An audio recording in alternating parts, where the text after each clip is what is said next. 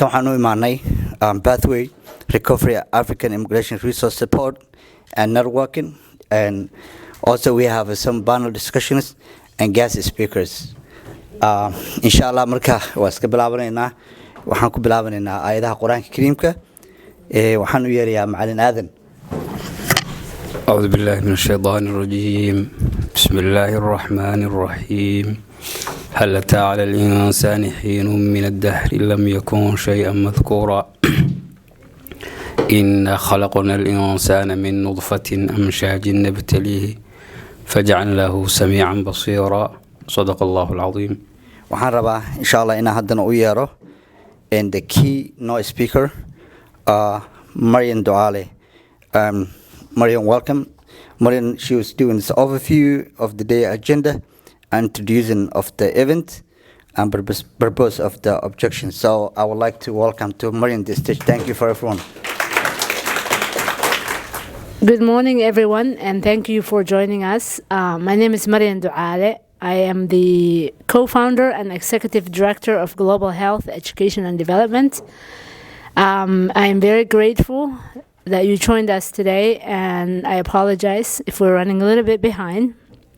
It's a Saturday, so yes. And so today I will just briefly give you an overview of what the event is about. I'll introduce Global Health, Education and Development and myself, and I'll talk about the purpose of the event, our funding sources, why we need this event, what's the goal, and who is all here to participate in this resource fair. So as I mentioned, I'm the co-founder and director of Global Health, Education and Development, short for GHED. GHED is a non-profit organization. It was founded back in 2011. Our focus is to improve access to health and education for immigrant and refugee communities. We focus on that because the co-founder and myself were both in this space where we were helping a lot of communities with accessing healthcare and education and other essential services, and we've realized there's an information gap, and that's what drove us to found this agency and to focus in this area. One of our big programs, I can't go over all of our health and education programs, but one of our main health programs is mental health and substance use and addiction awareness, advocacy, community education, and referral to services. We are waiting for certification to provide direct services, but we do not do that right now. So we enjoy bringing resources together and breaking those resources down for the community and connecting them to those resources. So this event, how many people know that September is the Recovery Awareness Month? By show of hands. Okay, so I'm glad we're here because a lot of people are not aware that September is Recovery Awareness Month. So this event is for that. And the whole idea is to provide awareness about the importance of recovery and to connect people to services that can ensure their success through recovery. So thank you all for not only being here, but taking the initiative to bring people together. What is important is what we know to be fact is that there is an information gap that allows for a widening array of resources to exist with so many people that are not connected to them. And usually the biggest difference in allowing people to be self-sufficient and to be able to build strong families, allowing for people to be their best selves, is to be able to connect them with information that changes or transforms their lives. And in the aspect in really the reality of addiction recovery and everything else that will be covered here, information is so powerful as a key to transforming lives that the best thing you can do is to convene people to then share that information out. And so there are a few dozen people here, but there's a few thousand that because of this convening that are going to be able to access this information moving forward. And so hopefully this is another step in transforming those lives and really bring not only not only awareness to recovery, but as well as recovery in action.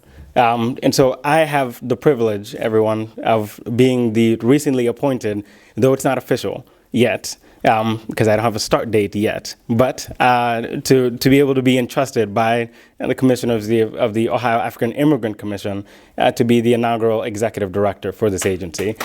And what I like to share is that of Ohio's 50 states and also some territories, there is no other agency at a state level that represents and advocates for African immigrants at a state level. And so everywhere else, and we've researched, and if it's wrong, let me know, because I've done the research.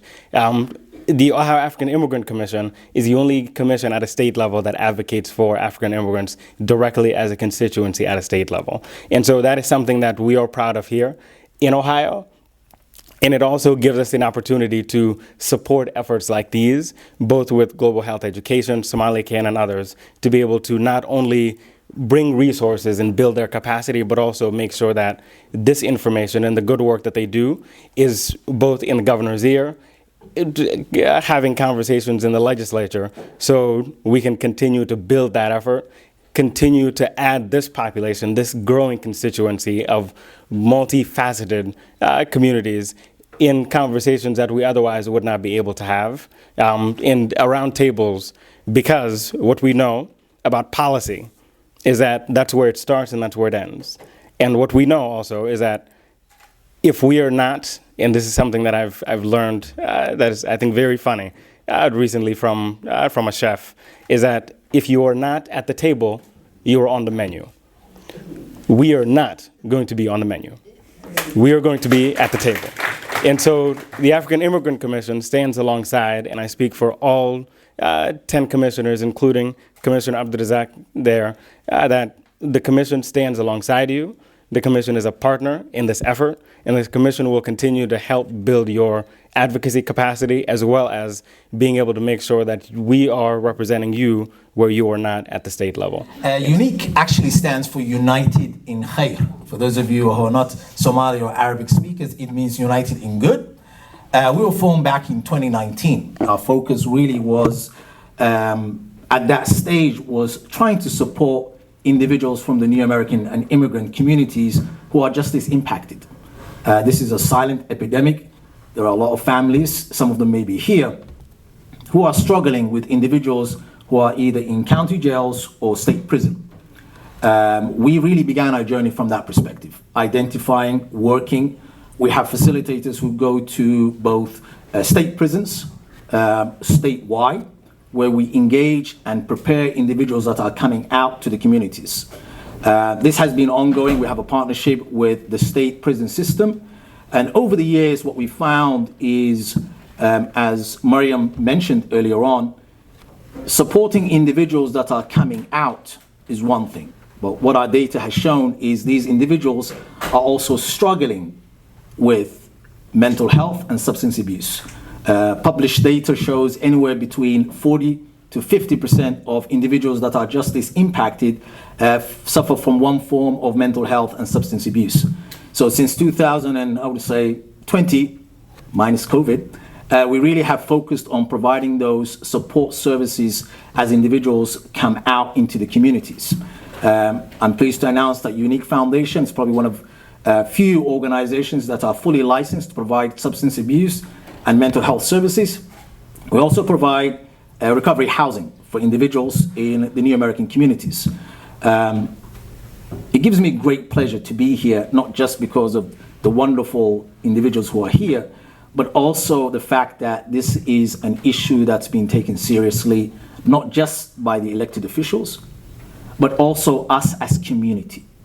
The fact that we're starting to realize and trying to overcome stigma means that we are taking serious and we are taking ownership of our own health and the health of our people, okay, which I would like to congratulate all of you guys. So you deserve a round of applause. Okay. Moving on from there, as the soon-to-be president of the new African Commission mentioned, this is a long war, a long battle. Oh, okay. Both or just one? Okay. Can they all hear me at the back? Excellent, good. I'm not going to say too long, but I want to again commend Dr. Sao for taking ownership of that. Policy is key. There are fundings that are applicable to our communities. But as he said so eloquently, if you're not at the table, you'll definitely be on the menu. Okay, so it's really important that we advocate for ourselves.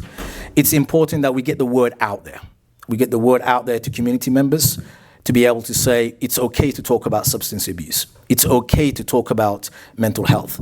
I think as individuals from the immigrant communities, sometimes we're put in a category which I'm a little bit concerned about, which is model communities. And model community means that you are superhuman and you don't do anything wrong. Although that sounds impressive at face value, what it does is that it actually dehumanizes us to a certain extent. It makes us less vulnerable. It makes us less susceptible or perceived to be less susceptible to mental health and substance abuse. That in itself needs to be fought. This morning. But again, my name is Dawn. I'm from Alvis. Alvis is a organization that helps out different populations. We have behavioral health, we have reentry, we have workforce development, disability programs, and we have family and children programs. I'm here to speak about the behavioral health and the behavioral health and the mental health part of what we do. We service people coming from prison, and we also service people that's about to go to prison. We service state people, and we service federal people. But we do an array of things. We do alcohol and drug assessments. We do mental health assessments, so we do dual diagnosis also. But we help we have a lot of different things that we offer. But we're just like a 360 company, so we do a lot of different things. Yeah. So y'all can stop by our table. Like I said, I wasn't prepared to speak. I'm nervous. But I can speak to you personally, one-on-one at the table. My name is actually Deba Wadia. I make people to remember. I tell you, if you remember day by day, anytime you remember day by day, you remember Deba. And so you can always remember my name. I am the publisher of New Americans magazine. I'm a journalist. Sometimes you may see me singing, so I'm also an entertainer. So I sing. But the most essential thing I do is journalism. And so in journalism, you inform, you educate, and also you entertain. So that's what we do. We are online on thenewamericansmag.com. I was chatting with Mohammed just now of Pro-Choice, and he said, do you have app? So that's the next level, of publication, where you have your app. But I'm thinking beyond that, so I won't have to divulge it here. But I want to talk about why we are here, which is about mental health. I want to thank our very soon-to-be doctor, Mariam Douale. I've been following her since she started, while she was doing all the research and all the surveys in school. And when she called to inform me about this, I said, Dr. Jibril had called me. And I want to say a few words about Dr. Jibril. I've known him now for about 10 years, probably going to 12 years. He's someone that is passionate about this community, someone that believes in this community. No matter where you are from, he's ready to support, educate, and inform. And so when we started the New Americans magazine and we wanted editorial advisors. He was one of the first that I approached. And so he has been part of us since we started the New Americans magazine. About mental health, it's something that is, very important in this community, because we know that where we come from, most of us, those of us that come from Africa, I'm from Nigeria. Ibrahim Assor is going to be the executive director of the New African Commission. And also, he was probably, some of you don't know, he was a chairman at the time of that commission. And so he's the right person to put in that commission. All right. On the 22nd of February this year, there was a news in the media of a certain guy, Colin Jennings, which was shot by the Columbus police. And aftermath, they got to know that he was actually struggling with mental health. All right? I'm not here in the gab of an imam, though it's a perspective on its own. I'll also be talking as a chaplain, a healthcare chaplain for that matter. I was on a shift someday. The Somali community will relate to this, especially those living on the west side. All right? A guy was rushed in the middle of the night. He was shot by the police. He said he had a gun. They said he engaged the police. And when I spoke with his parents, after he was declared dead, they said he was struggling with mental health. If you look at it statistically, it is shown that the police are prone to open fire on colored people more than the white. Okay? So what that tells us is that as a colored people, as a migrant, struggling with mental health, we are prone to be shot by the police if we have any, maybe, weapon, dangerous or not dangerous. All right? That gets to tell us that the issue of mental health, especially within the migrant community, is something that must be pushed outside by everyone, with every resources, with every available channels. Okay? Just like Mr. Deba said, the resources are there. My sister, the doctor-to-be, Marian Douale, is doing enormous. So many other organizations are doing things like this. It is left for us to just click into it. Okay? That sage said, if you want to, I think he was talking about the black people, that if you want them not to know about any information, put it inside a book. All right? Now, if you do not want us to know about any information, do not click the news channel. How many of us watch the news? How many of us go to just flip into NBC, ABC, CNN? No, because they have things that keeps us busy all the way. All right? The entertainment channel, the TikTok, and every other thing. I'm not saying it's not good, but I'm saying first thing first, our mental health is very, very important, especially for our kids. We, the older generations, we have so many avenues to have our closure and not have depression. For the Muslims, you say, Inna lillahi wa inna ilayhi raji'un. It's enough for us, right? Once everything happens, you say, God giveth, God taketh. That's it. But our children do not understand this because they were built in here. They know what depression is. If you're an average African, you don't know what depression is. Your father will slap depression out of you. Okay? But here, it's a case. So we need to treat them according to the system they are built on before they become gunshot victim and everything like that. Resources are out there. As a chaplain, as a healthcare worker, as an imam, as a community leader, I am appealing to everyone. Good morning, and thank you for attending this important event. First of all, I would like to thank the GHEAD, its team, the Executive Director, Marian Douale, and all participants.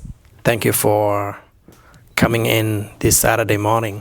I know there are lots of things that you could have done, but, you know, your commitment to arrive here this morning and be part of this event shows that you care, and you care about people with mental health, people who are recovering from substance use.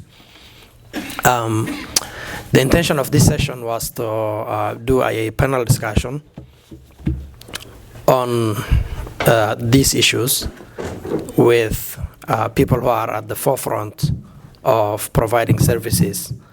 And we wanted to go in depth into the issues, but the way our room is set up is a little bit different. So we can't have panelists here.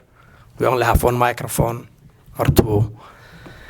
So what I'm going to do is to ask specific questions to the service providers, the people at the forefront. I'm going to ask them specific questions so that we can get insights into the work that they do and the challenges that are faced by people dealing with and recovering from mental health and substance use issues. So, first I would like to call to give us a picture. 1 second.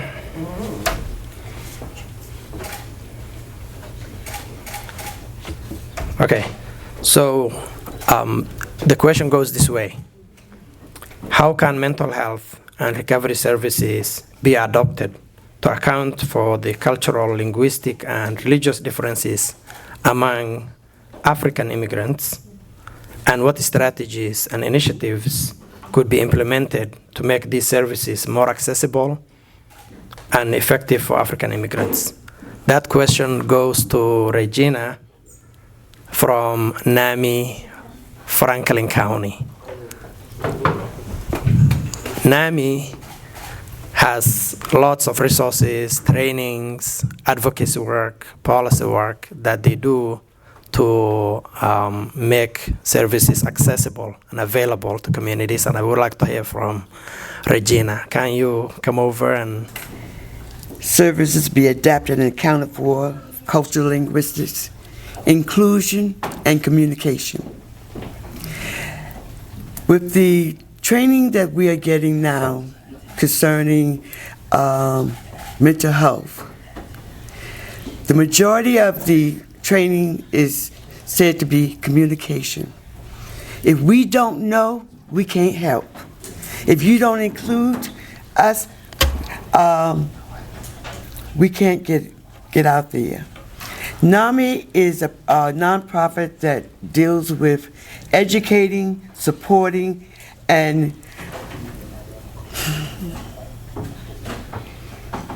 advocating for the families and the person that has a lived condition.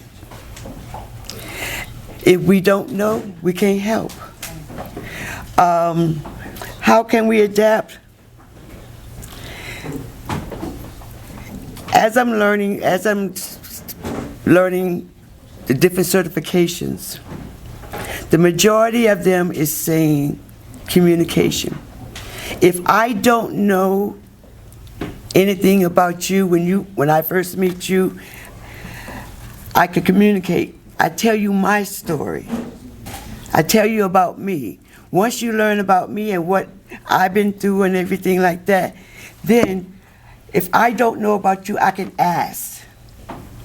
And that is what they're emphasizing. Ask if you don't know. But not that I'm asking to be nosy or anything like that, because I want you to know your culture. I want to be inclusive.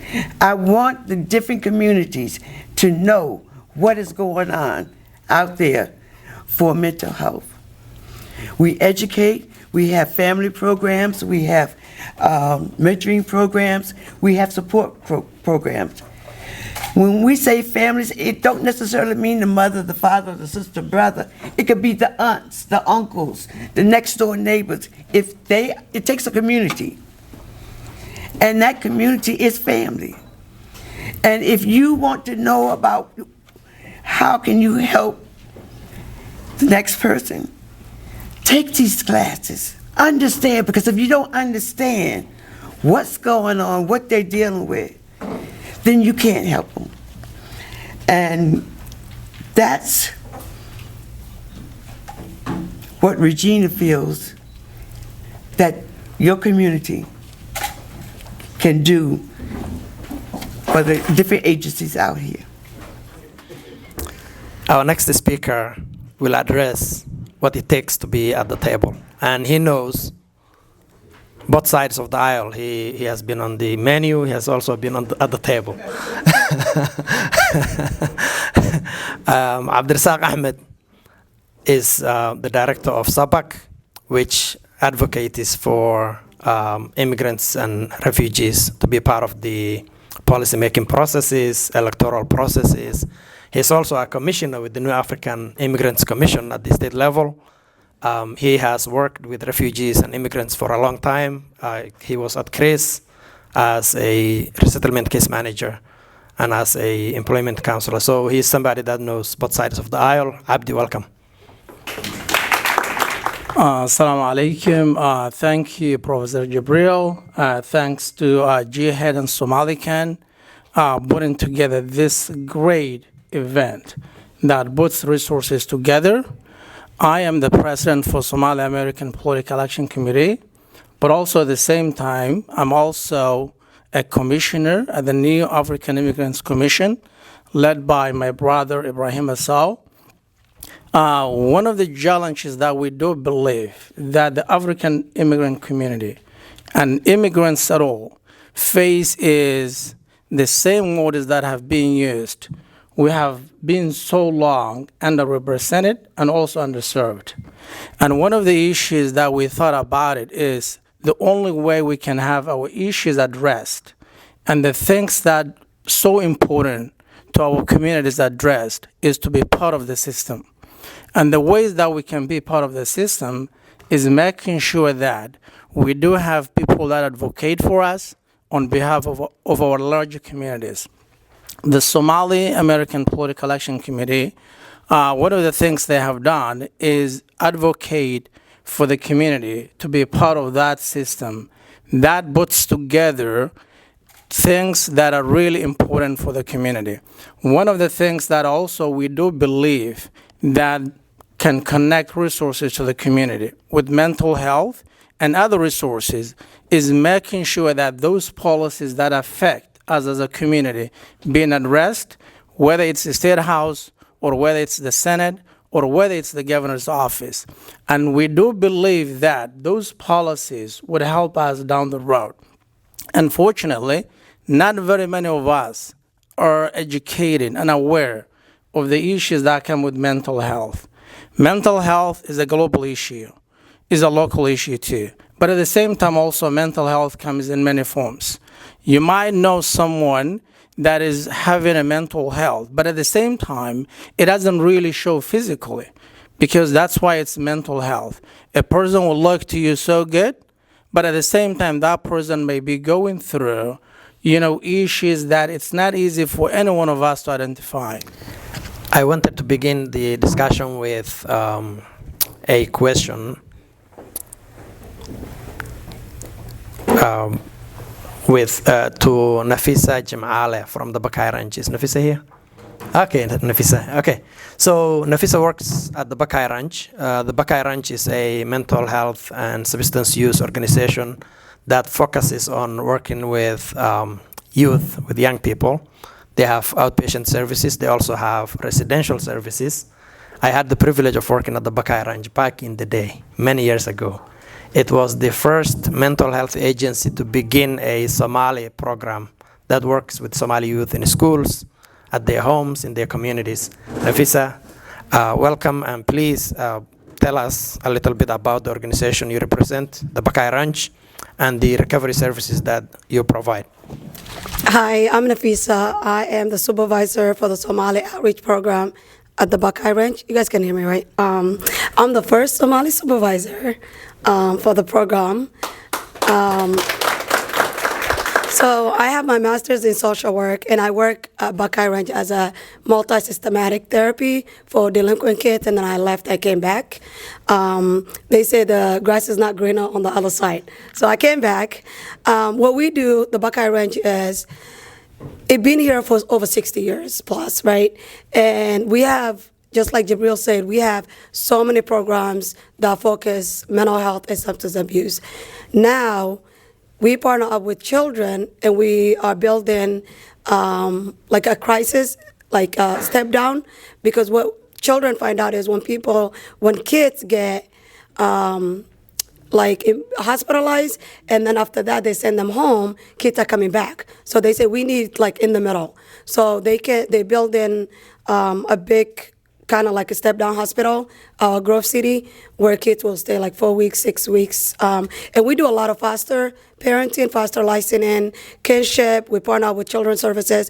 So my program is only focused with the Somali.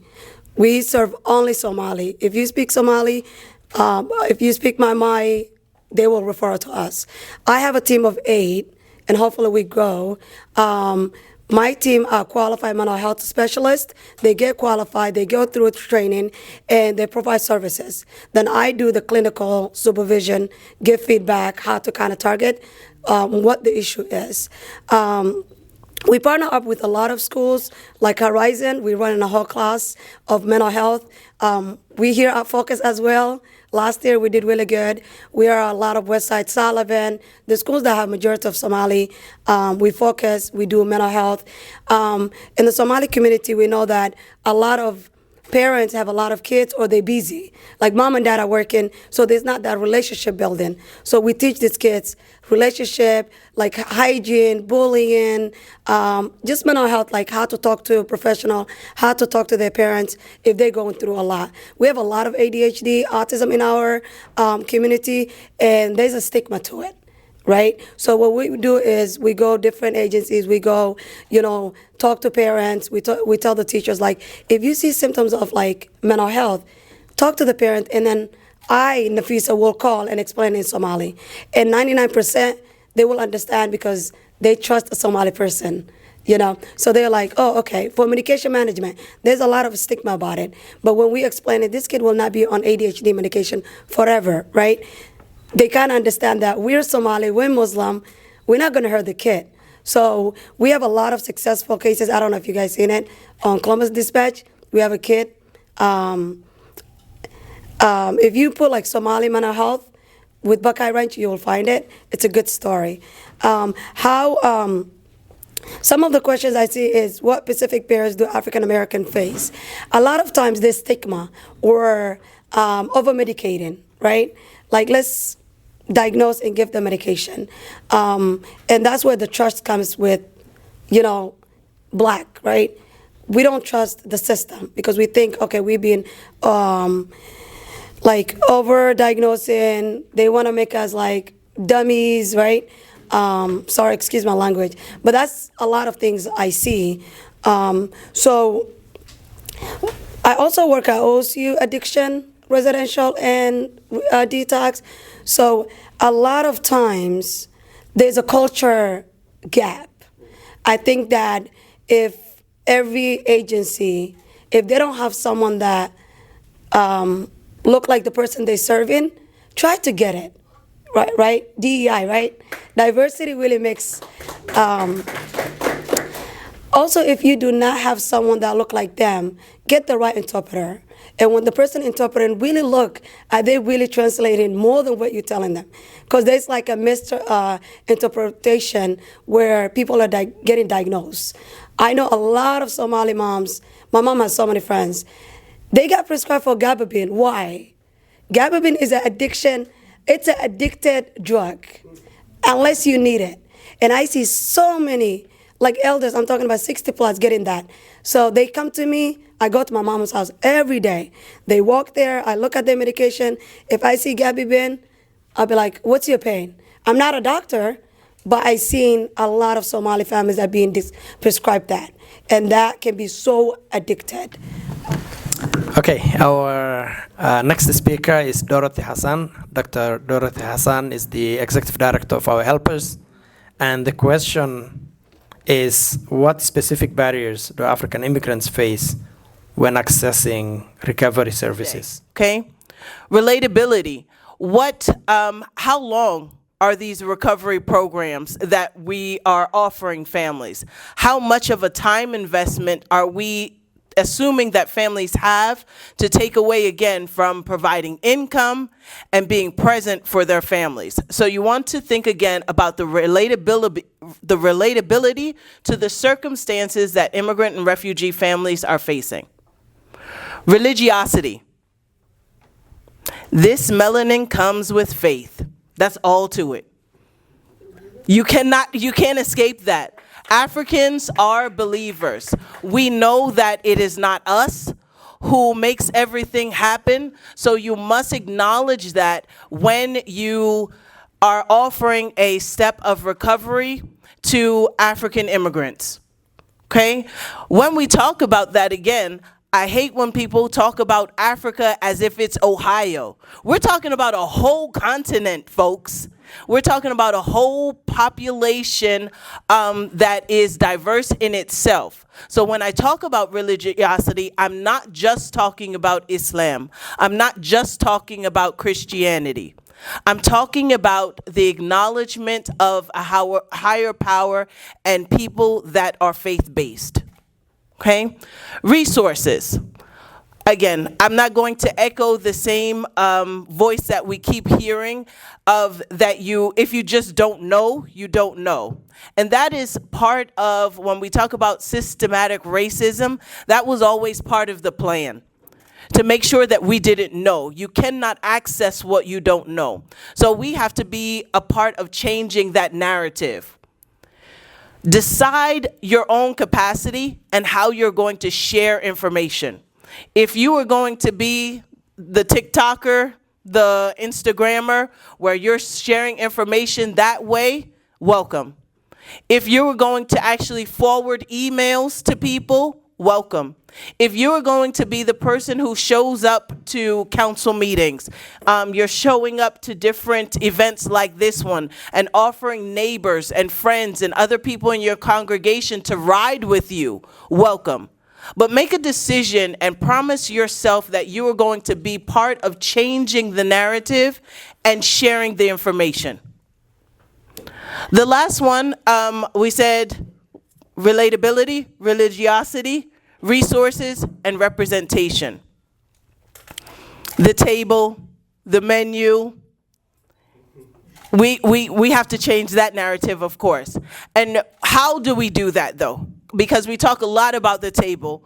How do we get more people to the table?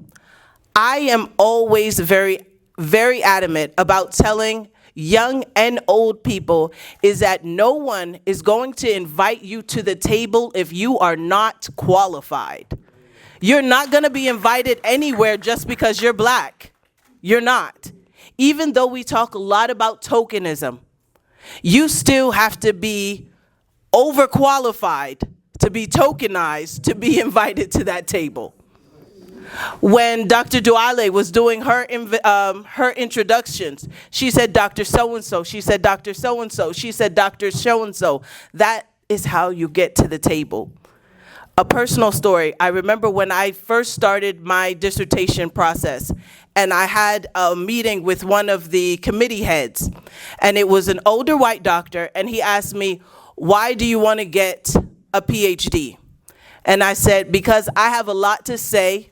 I know the value in what I have to say, but I also know that no one will listen to me until I put three letters behind my name. Put the work in, folks. Put the work in. Show up. Go to school.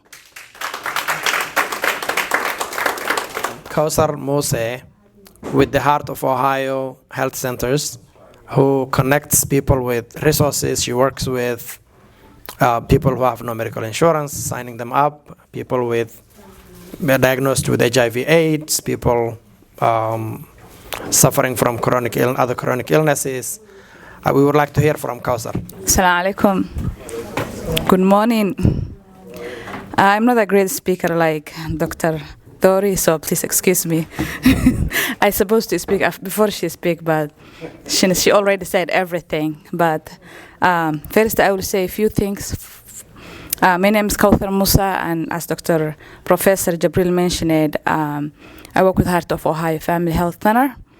I work closely with immigrant communities, Black communities, Hispanic, Somalis, West Africans, almost everybody.